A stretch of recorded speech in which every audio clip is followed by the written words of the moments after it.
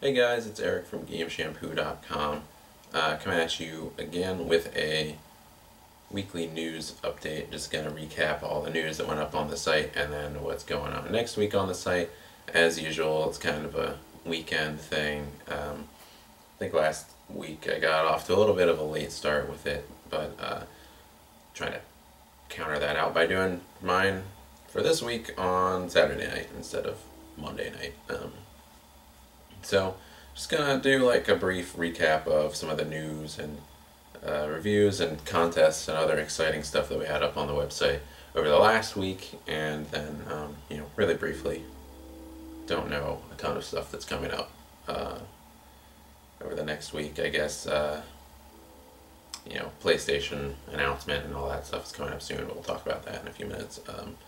Well, talk about some rumors for it right now because we've been getting a ton of those over the last week, and as pretty much everybody knows at this point, Sony is announcing something in New York next week, I think February 20th, Wednesday, 6 p.m. Pacific time, and a lot of people are saying it's going to be the PlayStation 4. I mean, that's what makes sense for this kind of announcement, right? The last time they did this kind of thing was for the Vita, so expectations are pretty high. People are getting pretty curious. You're starting to see mock-ups of controllers and rumors of streaming and stuff like that. Various features kind of popping up on all different kinds of websites, and we have a ton of those rumors on the site. And obviously, we'll have the official word on what exactly the PlayStation 4, should Sony call it the PlayStation 4, can do. But for now, rumor has it that the PlayStation 4 will be able to stream PlayStation 3 games as a kind of replacement for the standard backwards compatibility that something like a Nintendo 3DS or the early versions of the PlayStation 3 had in place. So this would use the Gaikai streaming tech that Sony bought into. I guess it must have been like a year and a half ago now.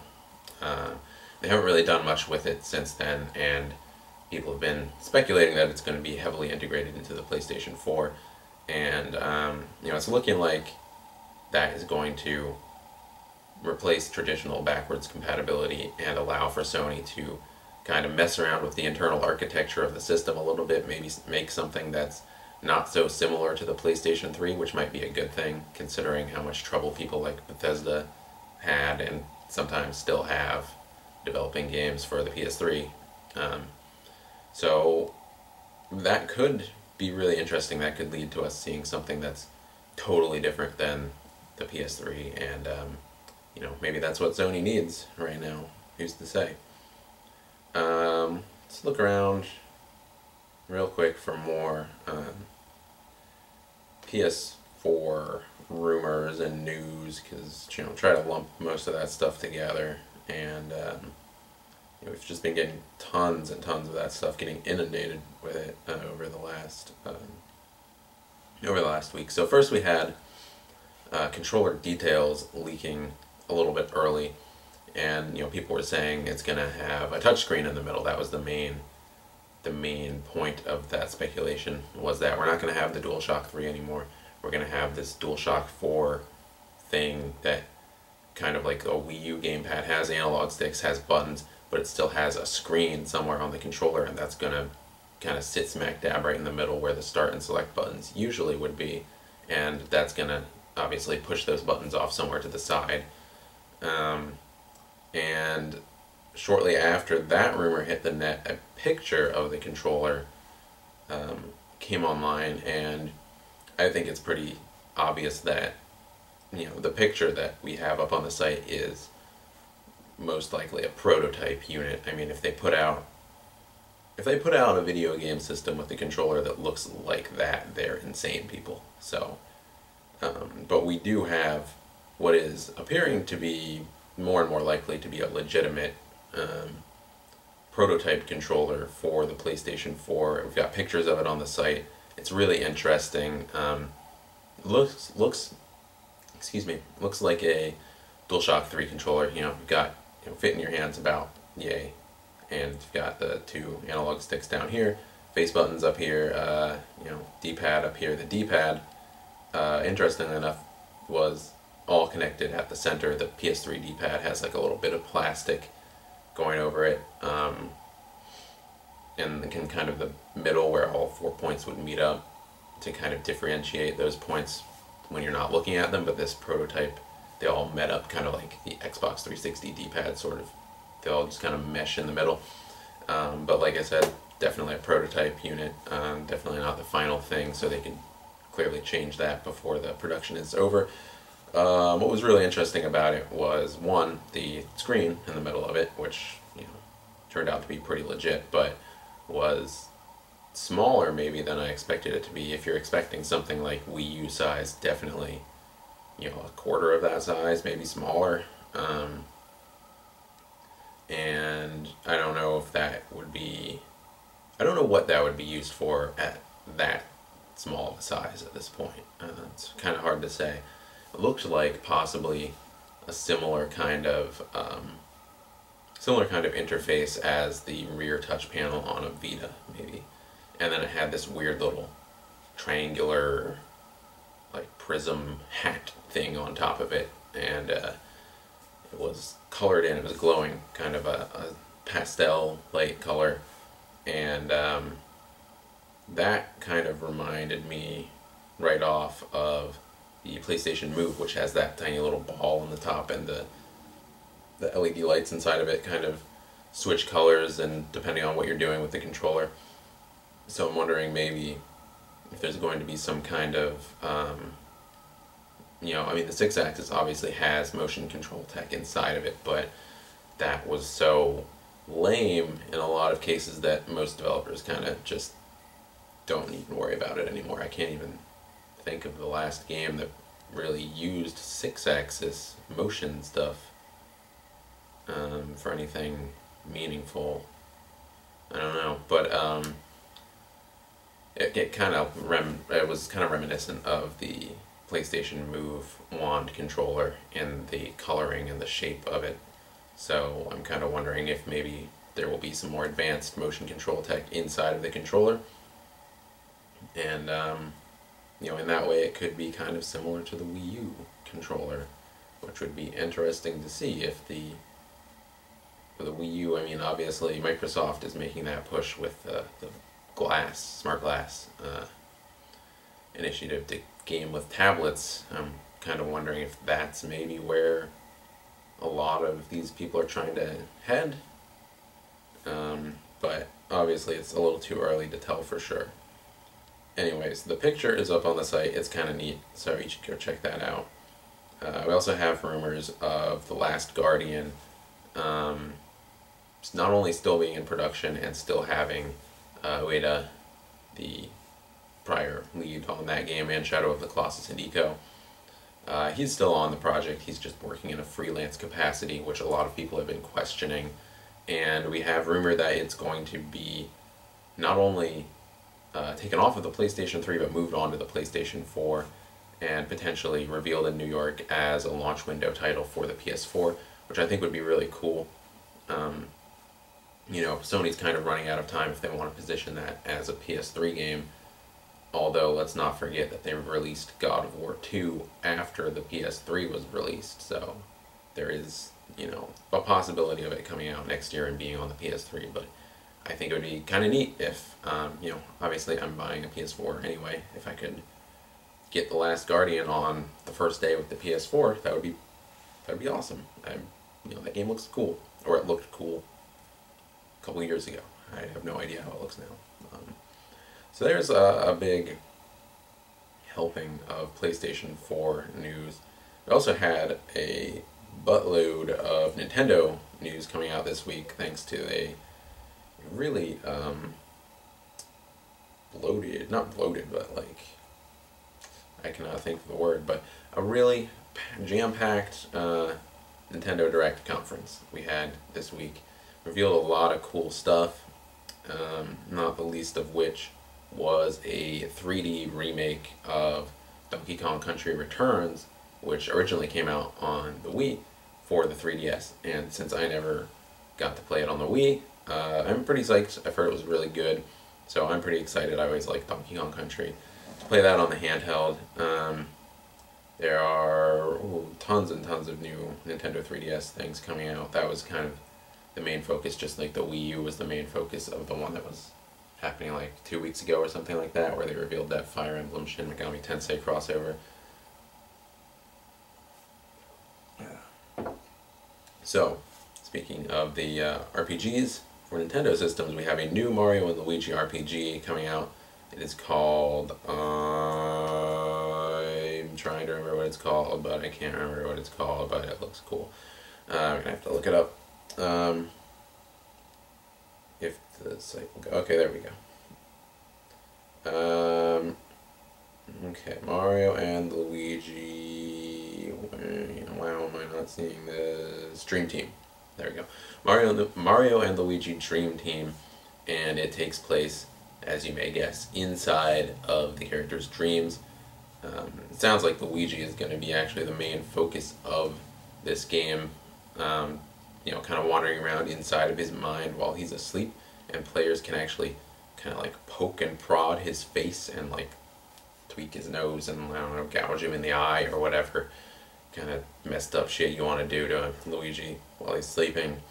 And that will change what's going on inside of his head, so you can purportedly change layouts of the levels, solve puzzles and stuff like that by kind of just messing with the dude's face while he's sleeping. And it sounds kind of like Bowser's Inside Story, how you kind of like you were inside of Bowser, and then the stuff that happened around Bowser in terms of the story and the level design would actually impact the stuff going on in the levels inside of him, which was a really cool twist. There's a lot of humor there. So I am genuinely quite excited to see what they do with Dream Team. And that's supposed to come out this summer on the 3DS only. We've got 2 new Fire Emblem Awakening maps available now. As DLC, you can go to that little portal at the bottom of the in-game map and purchase this stuff. It's $5 each, I believe, and you're going to get new maps, which obviously gives you new opportunities to level your characters up, and it'll give you new heroes too. So it completes the Champions of Yore set, which you could actually buy into almost like a season pass before everything was out. So we've got the 3rd and final Champions of Yore set out right now. You can play with Marth, Roy, and Ike. And there's what is the other one? The Golden Gaff map pack. This is the 2nd map that they released, and it has a bunch of rich enemies in it who you can actually rob to get their money, which is kind of neat. So you can get both of them for $5, and they're $2.50 each normally.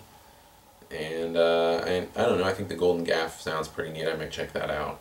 I haven't actually bought into any of the Fire Emblem DLC stuff yet. I've been playing that game a lot. I really, really like it. There's a review up on the site right now. It's been up for about a week or more.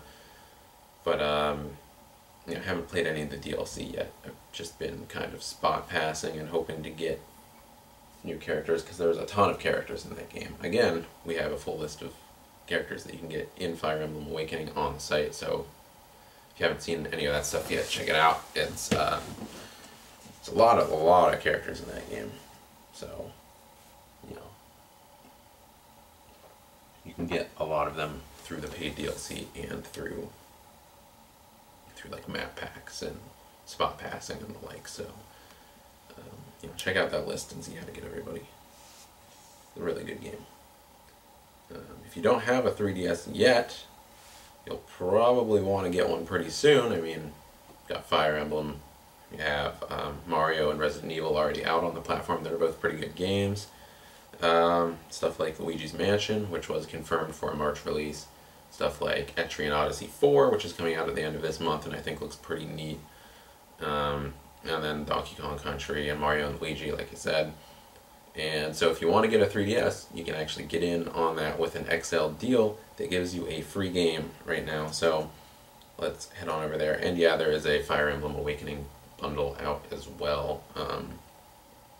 But this deal is actually, I think, a little bit better. The Fire Emblem Awakening bundle I think it's like $200, and it comes with Fire Emblem and the original 3DS, which has like a Fire Emblem logo emblazoned on the front, and it's really cool. But with this deal, going on for the next month or so, if you get a 3DS XL console, you will receive access to a free digital game from the following list of games: Super Mario 3D Land, Professor Layton and the Miracle Mask, Art Academy Lessons for Everyone, Star Fox 64 3D, and Freaky Forms Deluxe Your Creations Alive. I think you get to choose which game you get, which is good because you're definitely gonna want to pick Mario 3D Land or Layton or maybe Star Fox. I think personally Mario is easily the best of those games, but you're probably not gonna want to choose Art Academy or Freaky Forms Deluxe. The catch, of course, is that you have to buy Luigi's Mansion Dark Moon or Pokemon Mystery Dungeon Gates to Infinity between March 21st and April 30th in order to get in on the deal. So you do have to buy a game, and you do have to register the game and the console. But, I think Luigi's Mansion looks pretty great so far. And I think Pokemon Mystery Dungeon, people who are into those games probably know that they're into those games and are probably going to pick that up. So, you might as well get a free game in the process. And 3 of those 5 games are pretty great. So that's basically it for Nintendo stuff. We do have another little piece of news about Nintendo. There's just a big sale going on at Best Buy. But, it's Saturday night, and the sale is a weekend sale, so it's probably going to be too late for some people watching this to actually make good on that, but you can get Paper Mario Sticker Star for $20. Kid Icarus is $15. What else? Pokemon Black and White 2 is $15. Professor Layton and the Miracle Mask is $15. Epic Mickey 2 on the Wii is $12, and then for some reason Darksiders 2 is $15. That's at bestbuy.com, so head over there if there's still time, if you want to get something cheap. A lot of those games are actually pretty good. Okay, speaking of sales, we have Crysis 3 pre-order numbers coming in. Over 3 million people participated in the beta, according to EA. And pre-order numbers for the 3rd game in the series are tracking 35% higher than the numbers for the 2nd game. That's coming out in a little under a week now, I think, and if you got the PC version through Origin, you can actually go in and preload it as of today, the 16th. So if you're really looking forward to that, go and preload it. I've got it, pretty much ready to go once the embargo lifts, and we'll have an official review of that up, of course. PC version is also coming out on Xbox 360 and PlayStation 3. Watch Dogs is supposed to hit all major consoles this holiday season. A piece of news that really is only relevant given the impending release of next-gen consoles and the kind of semantics of that statement, all major consoles, instead of just, PS3, Xbox, PC, which it's already confirmed to hit, kind of, subtly confirms that, yeah, it's going to be next-gen. It's going to be one of those kind of bridge titles of current-gen and next-gen. Destiny, Bungie's next project, may be one of those titles as well, and we're starting to get pre-orders opening up at GameStop and Best Buy.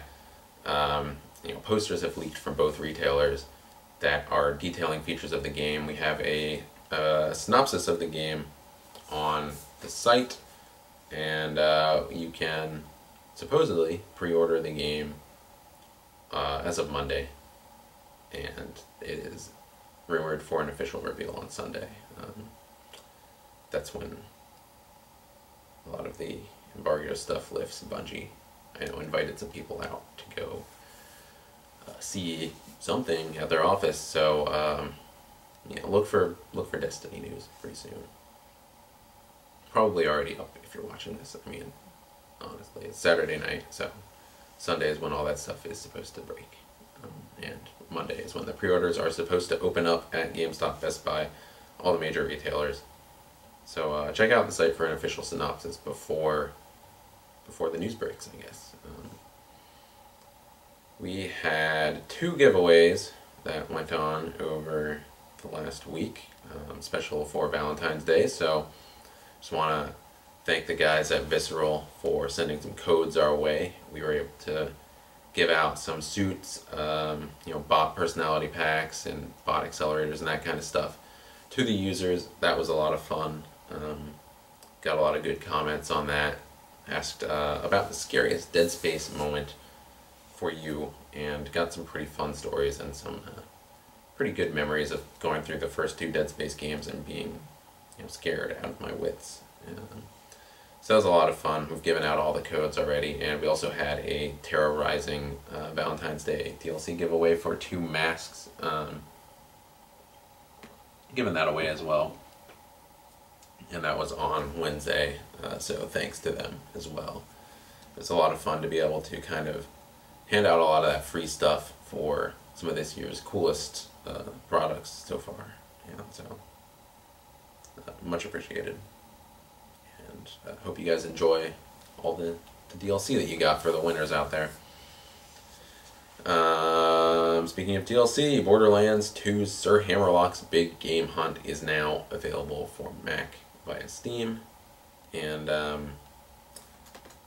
I forget the developer's name on that, the Mac porting office. They port Asper Media. They port tons of stuff to the Mac. If you go on their website, you can get it for 25% off, which is about $7.50, so a pretty good deal.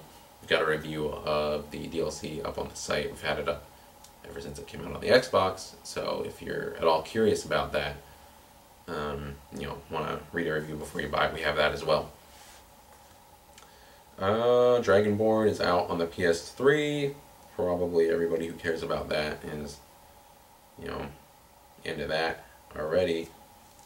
It's cheap now though, so if you are planning on getting Dragonborn, jump on it right now. It's going to be $10, and it's only going to be going on for another couple of days, I think. It's kind of an apology for taking so effing long to get out. That thing took forever, but it's finally here, and it's pretty cool, so if you are going to get it while it's cheap. 2 free DLC characters were released over the last week for PlayStation All-Stars Battle Royale, Kat and Emmett Graves. So again, on that same note of get it while it's cheap, they're free right now. That's going to continue for 2 weeks, so about a week and 2 or 3 days at the time of this filming, and then they're going to be $5 each. So if you're playing that game at all, and I don't think it sold a ton of copies, but I'm not totally sure of that. But if you're still into that game, there's no reason not to get them. I got them. They're pretty cool. I think the game's pretty nifty. I think there's some obvious respect for the PlayStation brand and the lore of the various franchises that name carries along with it. And I think it's pretty cool. You can probably get the game for pretty cheap right now if you look hard enough. So free DLC out for it. That's never a bad thing. New Batman Arkham game is supposed to be released this year, according to Warner Brothers. They were talking about it at their little fiscal recap. Kind of just dropped the tidbit for the stockholders, saying, hey, we're going to have a new Arkham product out this year. They haven't officially detailed anything yet, although Rocksteady is not said to be developing it. So, not sure what that says about that game or what Rocksteady is working on next. If maybe they're working on another DC franchise and they have another studio doing Arkham stuff now, or what. It's all a very curious situation, and I really like the Arkham games, so I'm definitely going to be following that one really closely.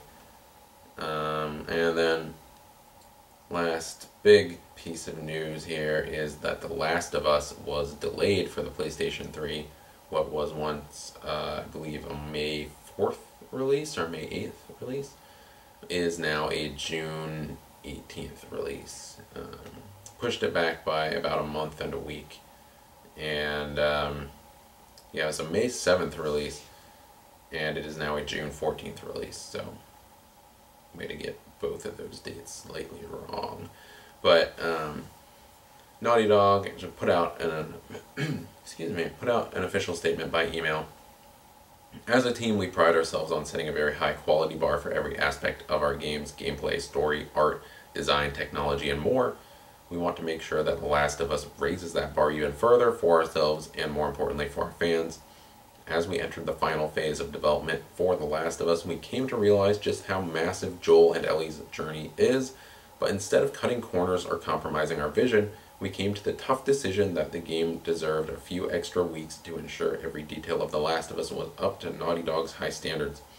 So, it's coming out in June now, which that date is right after E3. So,